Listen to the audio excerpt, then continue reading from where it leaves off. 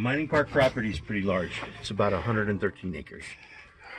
And we have trails that go from around 5,800 feet down below at the Burrow Tunnel to almost 6,400 feet up at the North Star dump on the side of the mountain. We are sitting on Jim Butler's original discovery site, which turned into the Tonopah Mining Company. We're standing above what we call the Mizpah Stope. This was Belle's claim, Jim's wife. It turned out to be the richest and most productive vein in the whole area. We already have an idea what the value is of it. So if you want to go ahead and lease 50 feet length of the vein from me and pay me a 25% royalty, you can keep the rest and we could do it on a handshake. They were lining up. You can kind of get an idea how the first guys in, which were called the leasers, just started breaking rock right on these big outcrops of veins right here, outcrops of rocks, and chasing them right down into the earth. So what you're seeing here, this open gap, everything that was removed from there was extremely high-grade material. One of Jim's. The tunnel was very early, so the end of 1900, the beginning of 1901. The tunnel's not very deep. We actually extended it out with this timbering, but the last 30 feet of the tunnel is the original tunnel.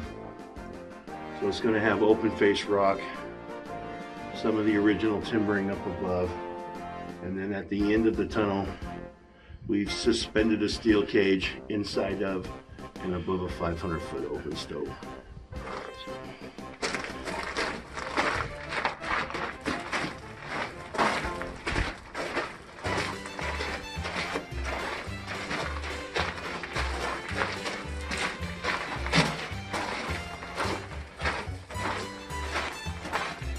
So here we're into the original part of the tunnel. This tunnel is very similar to every tunnel below ground. 100 feet, 1,000 feet. What makes this tunnel nice is it's well lit. There's no water in it. It doesn't smell.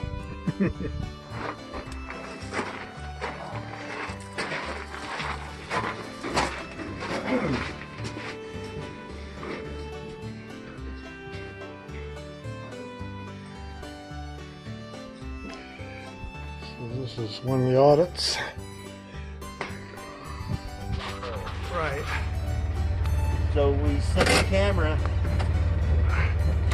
We sent the camera down the mine shaft as it was remotely operated. It had a light source on it. So as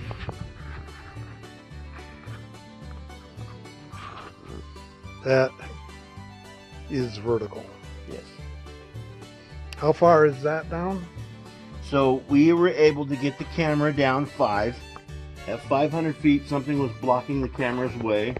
We think it might have been a ventilation door or a piece of timber. We kind of pretty sure that we're standing on a hole that's 1,000 feet deep. The mine is 1,500.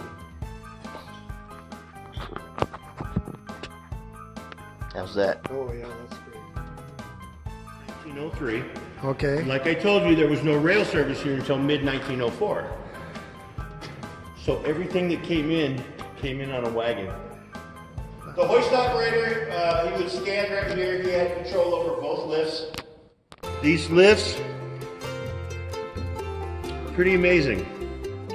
These lifts could run in a counterbalance of each other. One goes up while the other goes down, or one could be completely disengaged and run the other one solo. Kind of unique for that time.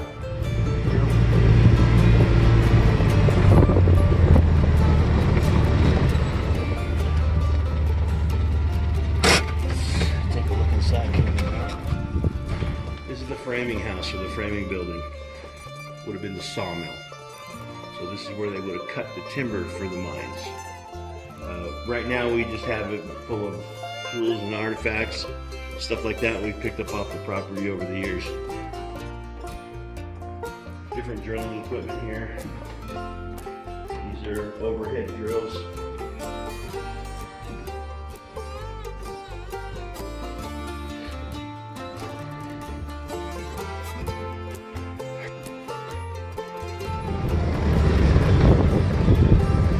This is the Desert Queen in all her glory.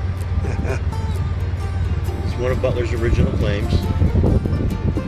This was the first hoisting works that the Tonopah Mining Company put on this property. Wow.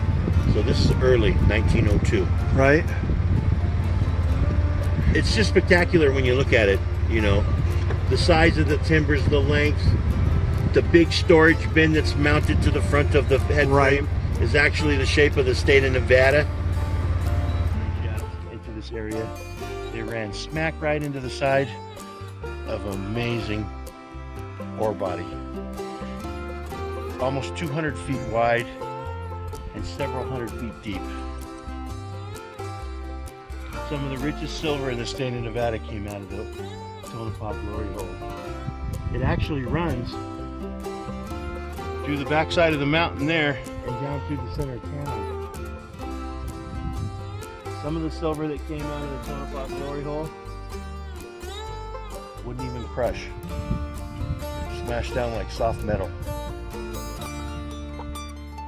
Mining history in the state of Nevada, they always go to the Comstock lode of Virginia City. Right.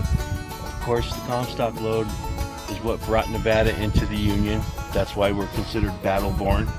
Became a state during the Civil War. But by 1900, the state of Nevada was on the brink of bankruptcy. Jim Butler discovered this in 1900. When the discovery happened, people started coming back because there was just so much of it, you know. 2 years after Tonopah, Goldfield was discovered.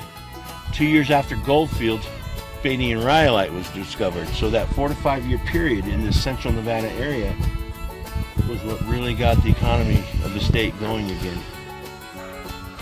When you talk about production, silver production for Tonopah, in comparison to the Comstock lode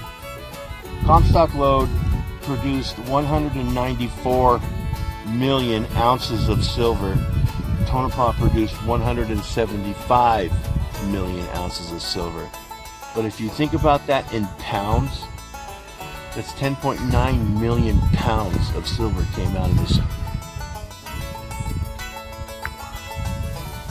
If you're ever in central Nevada, a visit to Tonopah Mining Park is an essential. Over a 1-hour tour at a very reasonable price. Additionally, if you have time, spend a night at the Mizpah Hotel right in front of the mine entrance. This modernized 1900s hotel is something to behold. Very friendly staff, just a fun place to visit.